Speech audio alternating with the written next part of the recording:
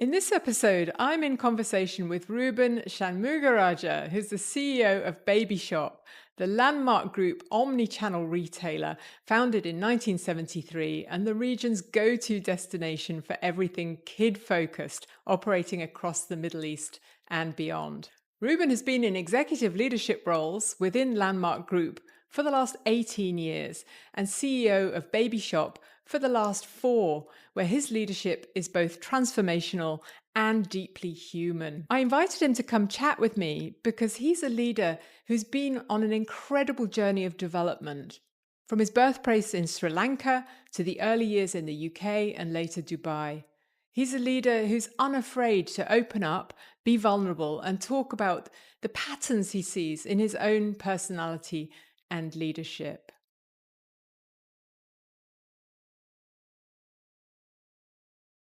Welcome, Ruben. Thank you, Kay. Thank you for having me. So this podcast is called The Highest You. So I want to start by thinking about your highest you behind the job title. Who are you at your highest self, and how does that show up? I guess the highest version of myself is when I'm calm, collected, confident, and empathetic. I think that's when I'm at my best. And from an energy point of view, while I'm calm but have high levels of energy where I can energize my team, I guess that's when I'm my highest, I would say. Calm plus energy. I think that sounds like a great state for Yeah, a leader yeah, to yeah. be in. And that calm bit is really Mm, important, isn't it? I've been mm, talking recently about the need for leaders to be able to kind of mm, calm and mm, regulate their own nervous systems, because how you show up is the energy that you transmit to your team. So I love that you start with yeah. coming from a calm yet energetic place. It's beautiful.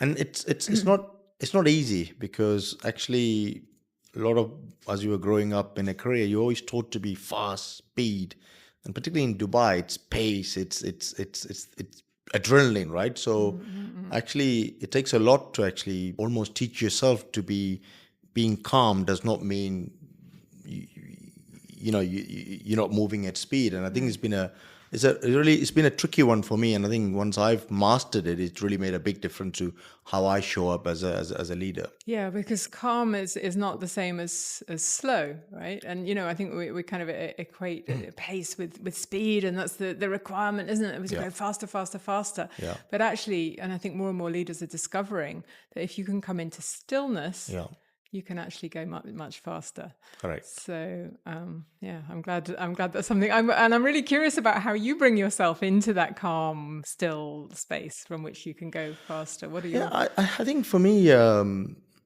look, age helps as you grow up and as you get maturer. And experience. I mean, all of this comes with experience. I mean, I was one of those hyperactive, full of energy, speed, today, faster, quicker, make this. I was one of those leaders, and I make no bones about it. Mm. But as you get older and wiser, and as you grow up higher in your organization, have more responsibilities, you realize that kind of leadership doesn't work for everybody.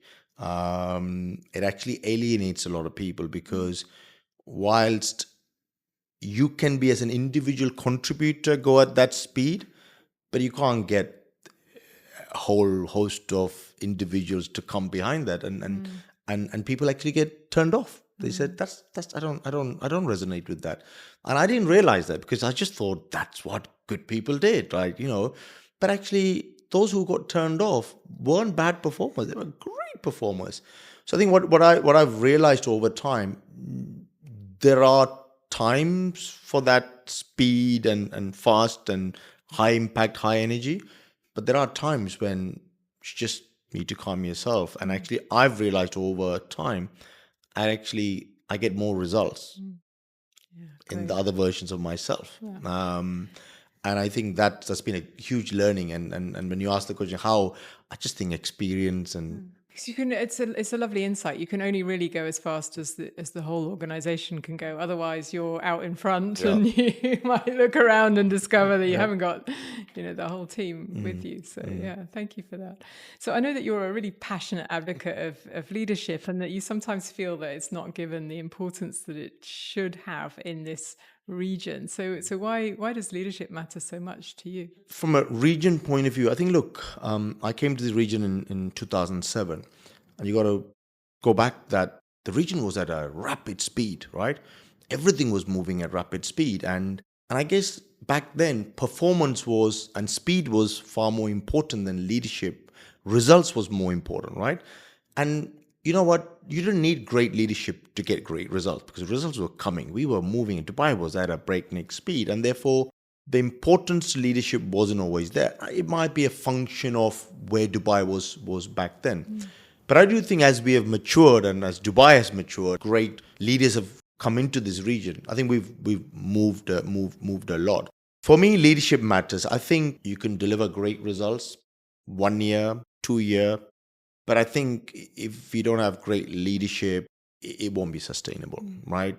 And I think I've learned that if you want to build great businesses, great teams that are sustainable, you got to have great leadership.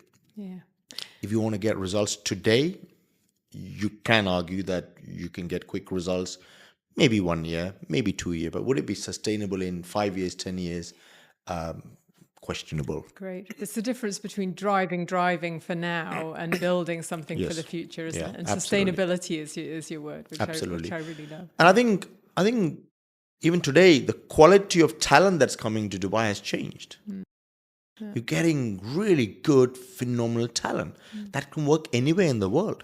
Now, you'll only get the best out of them if you can lead them, right? They're not here because they don't have a choice. They've chosen to come to Dubai because they want to be the best version of themselves. So that's also changed what is expected of leaders. Because if we can't provide great leadership, you know what? They're not going to follow you. And they have got abundance of choice. So I think that's also changed expectations in Dubai. Because today you got to be comfortable. Great talent is coming to Dubai. Can all those great talents, can we lead them? Can we show the leadership that they're looking for? So I think that's also has forced all of us to change and embrace leadership. Very interesting reflection on the changing makeup of talent coming to the region. Absolutely. And one of the things I'm really interested in what you've created at Baby Shop is you talk openly about creating a people first culture, and I guess I'm really curious to understand what that is and what's special about it. Yeah, look, Baby Shop as a business has been in business for over 53 years. So we're not new. We are a household business, household name. And as we have evolved, and I think what we've seen in the past is we've built a business based on, we had great products, great services, great pricing, and that was enough to sustain itself. And as competition came in, and whether it's online, offline, we had to pivot. And having a great team, great people, being ability to attract great people, retain great people, and motivate great people started to become the point of difference. Because there are many others who can get great products. There are many others who can, with the advent of online, we don't need to have a lot of stores. Everybody can get into everyone's home.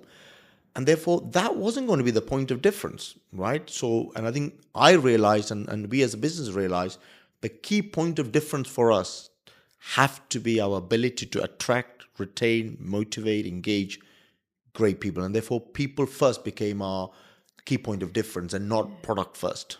I love that. And yes, because you're so right, you can get product anywhere. But so why would people come to stores? Well, they come for the experience, don't they? And actually, your people are the ones that interface with your customers. And if you've got a great experience, then you're likely to sell more things. I remember, 25 years ago, I was at Selfridges and we pioneered experience-based retailing, which was, all about how you create something that's really special when people come into store and the interactions that they have with your team. And so it makes sense to put your team first because then they put your customers first, and it's sort of, it works. Yeah, and it's not just the service side of retail, Kate. I mean, when we talk about we have to bring great product to market, but who is bringing great product to market?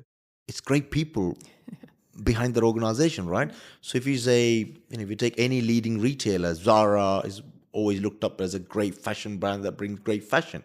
How's that happening? They've got some great people behind that are bringing the latest trend. So I think for me, it's not just the front end service, even at the back end. If you're going to provide a great digital experience, how's that going to happen? great people have to, do that. So I think for me, right across the value chain, and often we talk about the front end, but it's equally the back end people. We'll have to have some great people who can, and that's what I always fall back on. If we've got great teams, both from a caliber of people, but equally engaged individuals, motivated, and they will be the point of difference. So I'm interested in how you see your purpose and what you, Ruben, are out to create in the world and how that coexists with the drive for profit. For me, I always believe that, look, both need to coexist. Look, you can't have a great team full of purpose, but your business not doing well. That for me is not going to work out, right? I think for me, I look at profit is like the oxygen. You need oxygen. Purpose is the direction. Both need to coexist, right? So we need to have a business that is profitable, that is sustainable, that makes sense for the employees to come to work. But if that is the only thing that you've got, and there's no real direction of, that's the what. But why are we doing it if we're not clear on that purpose? And purpose doesn't have to be grandiose and something fancy. That it's meaningful. Even such a thing as, individuals come to work and they look forward to coming to work in this place. Even that is good enough. It doesn't have to be we're going to save the world. And I think sometimes we get hung up on those, but people have to feel good about what they do and why they do it. So I think it's the what and the why. And I think increasingly I find with the younger generation, if the why is not clear, they can find other places to get the what, right? I think that's where the what and the why have to really, for me, come together. It's just got more and more important, hasn't it, over the years? People want to do things that in some way contribute to something that's good for the world. Yeah. So I'm really interested in your background and your formative experiences, and maybe you'll tell us a little bit about that, because I understand that you were born in Sri Lanka and then you moved to the UK where you were educated, and then you came to Dubai, I think you said 2007. So I'm super curious about how that's shaped your leadership and your values and how that shows up now. I grew up in Sri Lanka, moved to UK when I was 10. And that was a big life-changing moment. I only look back today and realize how big a life-changing moment it was. And from Sri Lanka, what it was back then, to UK. And when I landed in the UK, I couldn't speak much English. Was that the 80s or? Yeah, 1990 to be precise. No, sorry. Yeah. Okay, 1990. So I went to school and I couldn't speak a word of English. And of course, you learn English. What I had to do was effectively, I have to survive that playground. Because, and I grew up in a part of London that was tough, right? I grew up in South London. Kids at that age can be quite cruel, right? So for someone who couldn't speak English, for me, it was like, survive the playground. You got to survive this playground today. You got to get through today. You're not going to get bullied. Get back home. Come back to school and start again. You got to survive. I didn't realize that, but survive I did. And for me, that 10-year-old was about survive the playground. Make sure you don't get bullied. Make sure you don't get, beaten up. And I went through life and, of course, and as I grew and I became a leader, I didn't realize but that 10-year-old never left me. And that fighting for survival became a pattern that stayed with me. I didn't know this. I didn't know any of this. I thought I was driven. That was why I was successful. And as I grew through career, it was only about 4 or 5 years ago. And we had some leadership assessment and I had some coaching. And actually someone played this back to me and said, Ruben, even in a boardroom, is that 10-year-old Ruben that's playing out here. You still feel you're fighting for survival. Wow. You haven't told that 10-year-old he has survived. Yes. He has survived that playground. He has survived. But I don't think that's clear for you. Even today, as a successful CEO, you are going in fighting for survival. And so I said, well, what's wrong with that? I seem to have done well in life. This seems to be good. They said, no, it has got you here, but it won't get you far. And if you're okay with where you are in life, please carry on. But you won't be enjoying your life because nothing will be good enough for you. You've not even enjoyed the fact that you've done well, because for you, everything is a fight. Everything is a survival, But actually, that feedback was profound because actually I related to that. It all made sense. Absolutely. I never understood that. Nobody ever told me that before. But when I started to reflect and reflect, it was so true. And I think when have I changed that pattern? No. Okay. But I'm aware. I'm aware today, Yeah. okay, that 10-year-old Ruben is rearing his head, he's playing out again. And when you have become aware, I go back to I can calm myself. It's okay. It's okay. It's not the end of the world. Let it go. And I think I'm more, and that's what, to your first question, it's not easy to be calm, right? Because when I was the older version of myself, I couldn't be calm because you can't be calm. You're going to get attacked there. There's no place to be calm, right? Now, because I'm aware, I'm actually able to just calm myself down. But look, it's something that I continue to work with. But I think awareness is the big thing. Once you become aware, It's so, thank you so much for sharing that story and also for being so open because, we all have these patterns that we run from. The only question is whether we're aware of them or Yeah. not. And, Yeah. awareness is curative. Yeah. It's, 95% of our patterns operate in our subconscious and we don't even bring them into conscious awareness. And so, most of us are walking around with patterns from our childhood that we're not even aware that we're playing out. We're not aware Absolutely. that it's the 10-year-old that's being triggered, that's reacting to this fight for survival. And you would, I guess what I'd say to you is you're so not alone. I mean, I coach CEOs all the time, and there's always something in the childhood that has made them as driven as they are, whether that's, a tiger mother who, said that nothing was ever good enough. You get 99 out of 100 in a test. Where was the 1%? So not good enough, not good enough. Well, I mean, actually that's created an incredible drive. But then when you step into the CEO seat and you're sitting there and you've got an internal voice that says not good enough, not good enough, not good enough, kind of gets in the way, right? And so being aware that that's something that comes out of your past and isn't real from your present, and then being able to handle it, I think is everything. And awareness is the first step. Actually, if we were going to work together, there's some work that we could do around how you integrate those pieces of yourself, of the childhood self who had those experiences of fairly traumatic experiences in a South London playground, for which I apologize on behalf of the British education system. But there are ways of healing that mean that you bring yourself back into wholeness, and then you always have a choice about where you're operating from. Not you, but I mean one. The more work we do to kind of shine the light in those shadows to understand those. And we were talking about this in our pre-conversation, and I think it's a really interesting topic because people might say, well, if that's the thing that's made me so driven and successful, what happens if I take that away? If I integrate that so I become really whole and it's no longer an away from pattern, what happens to my success? It's an interesting one because even when I got this feedback, and of course you go away and you reflect, and I thought about that. Well, what is the problem?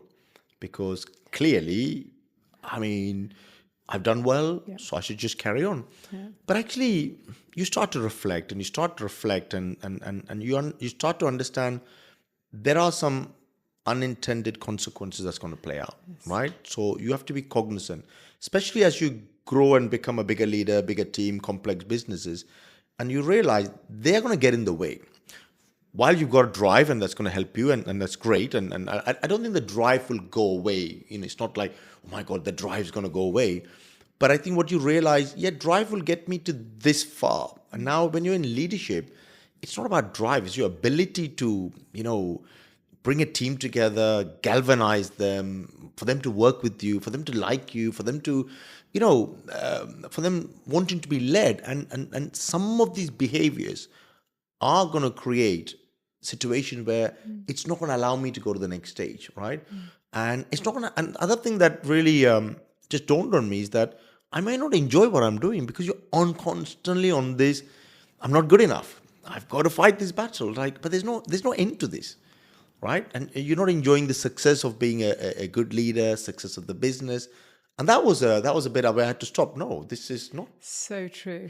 So either becomes a limitation where you come up against the limits of your own strategy, and then you have to change in order to develop more behavioral flexibility, Yeah. Or you don't, you get to a point where it's not fun. You achieved everything that you kind of set out to. And this is what I see in a lot of my clients when they come to me. It's like they've got to a point where they're super successful and then they go, but I'm miserable. And it's all the things that I thought I wanted that I've worked so hard for. When I've got them, I realize they don't make me happy, and because actually it's still coming out of that need to prove or need to, Absolutely. and you go, so there's no peace in that. There's no Absolutely. choice in that. Yeah. I just find it, there's not enough being done to particularly young leaders coming through to, and I had this probably, my early 40s, and I was fortunate that I had that feedback and I could do something about it. But I just wish more of this talked about, the importance of and really understanding the childhood traumas, and we all have them. And, we don't think we need to shy away from it. It's not a bad thing. It's actually saying what impact is it having on your leadership. And I think particularly those who are going into leadership roles, who want to be successful leaders, I think there should be more done to talk about it. And it's not a taboo. It's not a bad thing. We all have it, and it's not a bad thing because, like you said, it's probably half the reason why successful people are successful. There's some innate behaviors that help us. So I just wish more is done to surface some of these stuff and help individuals, because I see in my walk of life many great people who've got the great skills, but you just know they're not going to be great leaders. And it's because either there is that blind spot of not being aware of what's getting in the way. But even once you're aware, what can you do to address it? And it's always that thing, why should I change? But it's the thing that what got you here is not going to get you further. If you're happy to be where you are, carry on. But if you want to change, if you want to be different, that has to be addressed. And then, yes, otherwise you get stuck in an ego identity that you cannot outgrow. And that's really problematic because, as we grow as leaders, we want to, go beyond the ego and start to think about bigger things than just kind of demonstrating and meeting our own internal childhood needs, essentially through our roles and through our success and through our material possessions and through all the things that we use to reinforce ourselves. And actually, the best leaders are able to transcend that limited self, to connect with a higher self that comes from a more expanded place, which is not a place of limitation and a place of limiting patterns. It's a place of expansion and awareness. So, I think that it just opens up so many more possibilities. Correct. And this is what we want, right? Is behavioral flexibility, particularly as we face into the most uncertain future. Being a leader who can adapt, who's not fixed in patterns, who's aware enough to reflect on themselves and their own impact, is going to be the kind of leader who's going to be able to stabilize organizations and other human nervous systems and lead them through this scale of change that we're facing into. Yeah. So, well, I really appreciate your openness, and I think it raises the question of vulnerability in organisations and whether it's something that is a good thing for leaders to be vulnerable. Do you feel it's a positive thing to show some vulnerability in leading organisations, or do you think it's dangerous? I think you got to be careful. I don't think it's about being vulnerable for the sake of being vulnerable, because if you just want to download everything to your team, you just pass on all your issues to your team. I think vulnerability matters when it's structured and intentional. So for me, look, if you made a mistake, I think it makes sense to put your hand up and say, look, guys, I got this wrong. Yeah. I think that kind of vulnerability, if you don't know, is to say, look, it's a very confusing world. A lot of I don't know. I don't have the answers.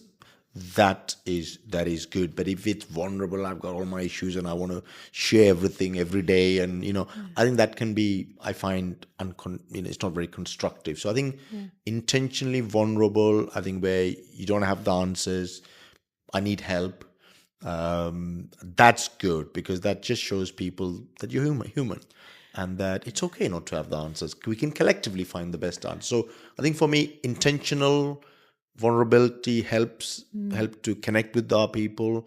But I find sometimes people are just vulnerable for the sake of vulnerable, and that can be a bit and constructive. I agree with you, because it's not about dumping or offloading on your teams. And actually, Yeah. you have a responsibility as a leader. We're back to regulating the nervous system, of kind of, keeping yourself in check, so that actually the energy that you're bringing to your team is balanced, stable, and present, So that, I think that's really important. And on the other hand, I love your, being willing to say, I made a mistake, or I don't know. Which I think leaders are probably getting better at, but I still see in this region lots of leaders who think that it's their job to know everything, Yeah. and actually you can't. I Yeah. mean, you just, in this day and age, you can't. And I really admire people like Satya Nadella, who's created an organizational culture where it's fine to say, I don't know, let's explore this Yeah. together. Yeah. Absolutely. Yeah, because then you're in the zone of co-creating with your teams, Yeah. right? Which is interesting. Yeah. I would say, look, it's one of the biggest lessons that I've learned is, the younger version of me would have always felt I have to have all the answers. I have to have the answers as a leader. That's my job. But actually, as you grow and you expand your leadership, is a lot of it to say, I'm not here to have all the answers, but I want to create a room where collectively we'll find the right answers. And actually, it's more about asking the right questions as opposed to saying, I have the right answers, because that comes back to that calmness and confidence, and that you being secure in yourself to say, if I don't have all the right answers, nobody's going to think I'm a bad leader. I think that's where being secure in yourself makes a big difference. And that transcends across the team, right? The teams don't feel, I have to have all the answers. Well, no, it's okay. You can also not have the answers and say, look, I don't have the answers today. Can we ask someone else? And collectively we can find the right answer. So I think that's, for me personally, it made a big difference in how I lead the teams today. I love that. Being secure in yourself is really important as a leader, isn't it? Because then it's not about your ego. You don't have anything to prove, and it's not personal. We know leaders who kind of take things personally and have lots to prove, and there's a whole big, ego identity thing going on. Yeah. And that's what it's about. Well, that's not leadership of the future for me. So Yeah. I really love the way you've described that. So let's talk about the turning. It's my belief that every leader has a turning point, a kind of moment that shifted something deep inside them. And I'm wondering, what was yours? I would say it's the one that I've just shared with you. I think, the moment that I realized that I can walk into a room and that I don't have to have all the answers, and that paradigm, it was a paradigm shift for me, because previously I thought, no, I got to go in, I have to have the answers, whether it's right or wrong. That's what you do as, it's typical alpha male leadership, right? I've got the answers. This is the way we're going to go, guys. Let's go, right? And I thought that was what you do as a leader, right? That's what. But the moment I realized that's not leadership, it sometimes your job is to ask the right questions, right? And collectively get the teams to find the answers, right? Of course, you need to direct, you need to give them guidance. That's fine, but and sometimes I can go through meetings where I simply ask and I simply do not instruct, and I don't feel anymore that I'm not doing my job as a leader. And that was for me, it was a paradigm shift, because it just allowed other voices to be heard. And what I realized was, in the older version of myself, the other voices didn't speak up because they kind of knew he's going to walk in, he's going to have a point of view. And that's what we do. So the other voices who had better ideas than me just didn't speak up, because that's not what we do. Today, people come in with a view. We all got opinions, and it's okay to share it. And we're all going to have a debate. And it doesn't have to be Ruben's view of the world, right? And that changed a lot for me. I just feel that, and it also came from being insecure to secure. But when you're insecure, you're going to have to go in there. And whereas when you're secure, it's okay. So that was, for me personally, was a big paradigm shift for me, and I think it made me a better leader and a calmer, more reflective leader than I was. I would have been more of an impulsive leader, whereas I would describe myself more of a reflective leader today.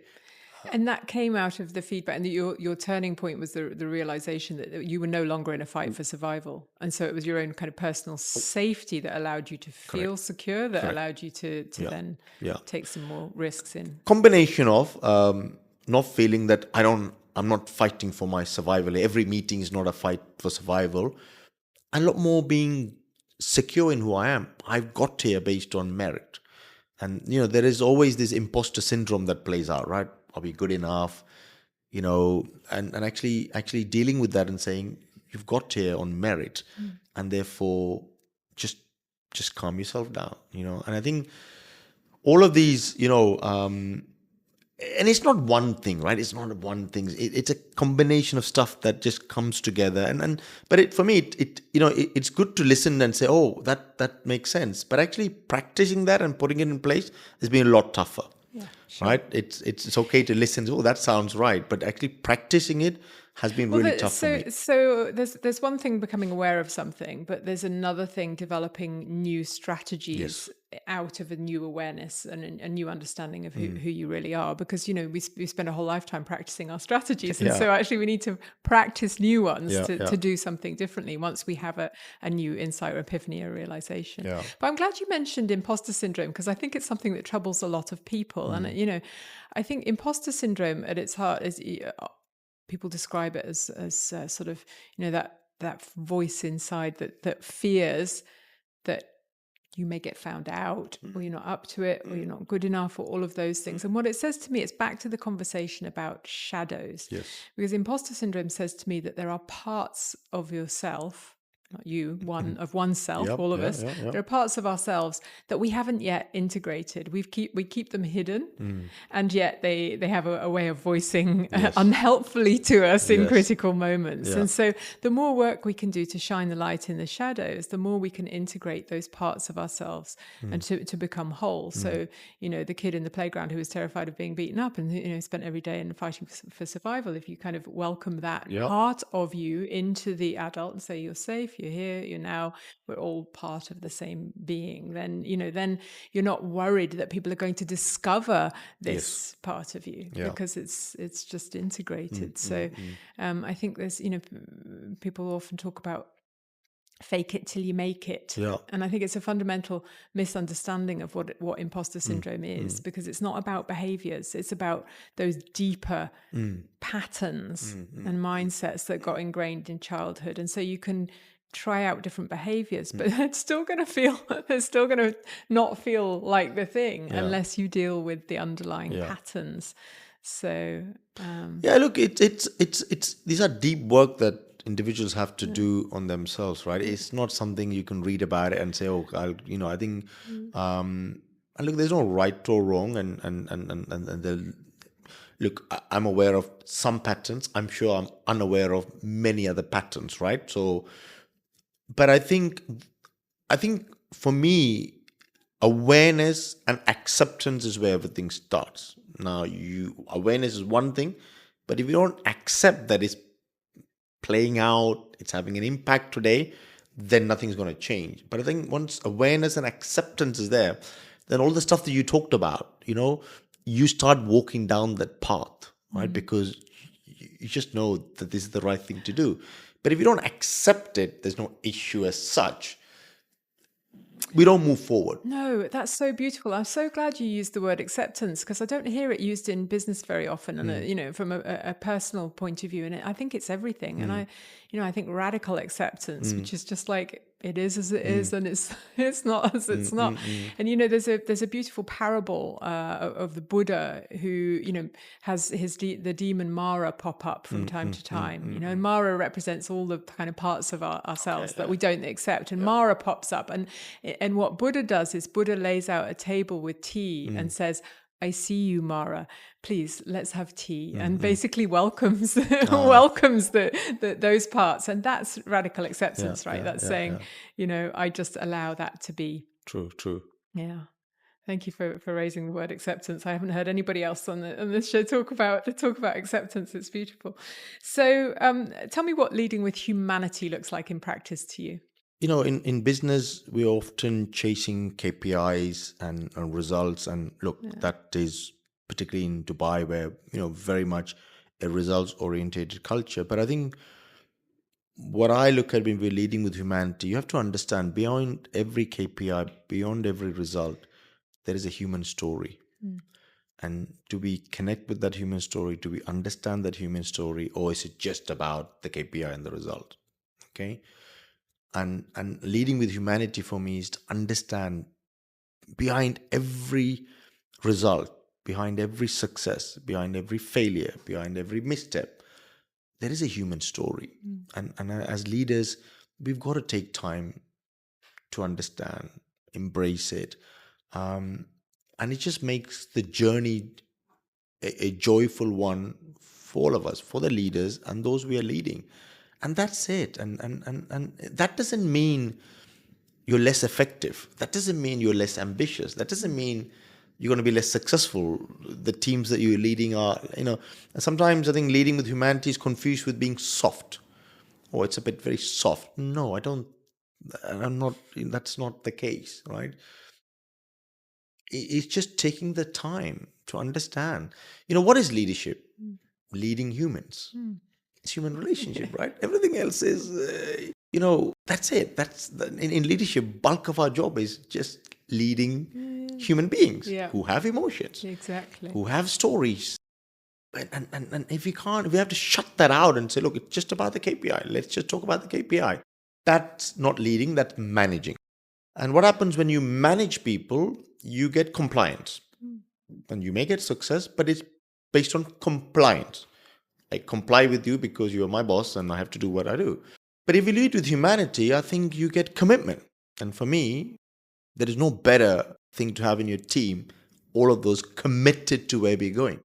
And that for me is the ultimate success you can get. You have a committed team. Yeah. If you're a team that is compliant, and you may be getting success, and I'm not saying, I don't know how far that success can take us. Somewhere we're gonna get, people are just gonna drop out, right? So I think that's for me. It's just understanding the human stories and engaging and encouraging that. That's so beautifully expressed. And I love your point about, humanity is not soft, and it's not, it's not emotion, it's not empathy, it's not being nice.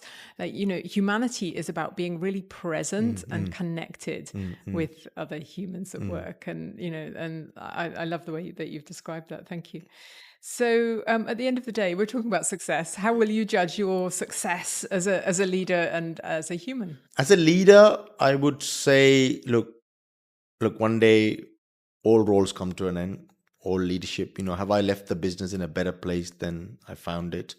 Is the success that we've built, is it a sustainable success or is it a temporary one? And most importantly, the people that were on the journey, are they in a better place than where I found it?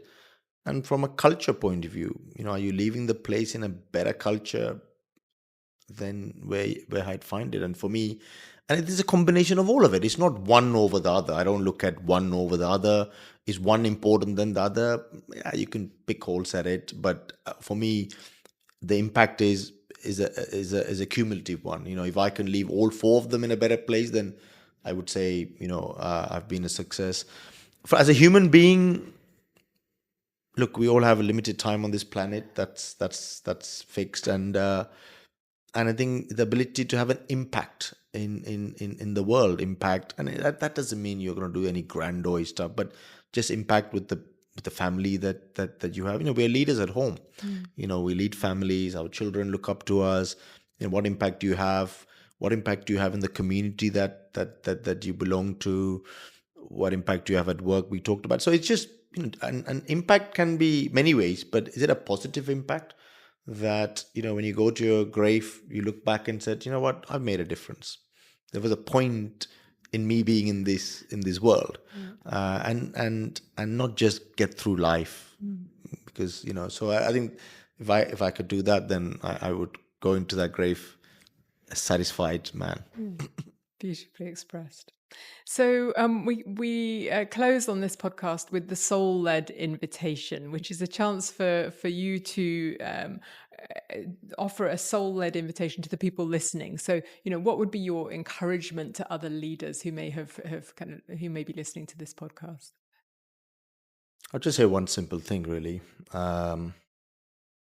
Would your children be one day proud to work in a culture that you are leading. Oh, that's really powerful. Very powerful. Yeah, love it. I mean, I'll just leave it at that. I Yeah. think, Great. Ruben, thank you very much for this conversation. I've really enjoyed it, and your openness and your honesty and frankness. And I find your approach really inspiring. I would love to be part of your team. no, thank you. Thank you for having me, and some really amazing conversations which we don't often have in our sphere of leadership. So lovely being with you, and thank you. Thank you. Thanks, Ruben. Thank you for listening to Highest You. Until next time, stay present and stay connected to your highest self.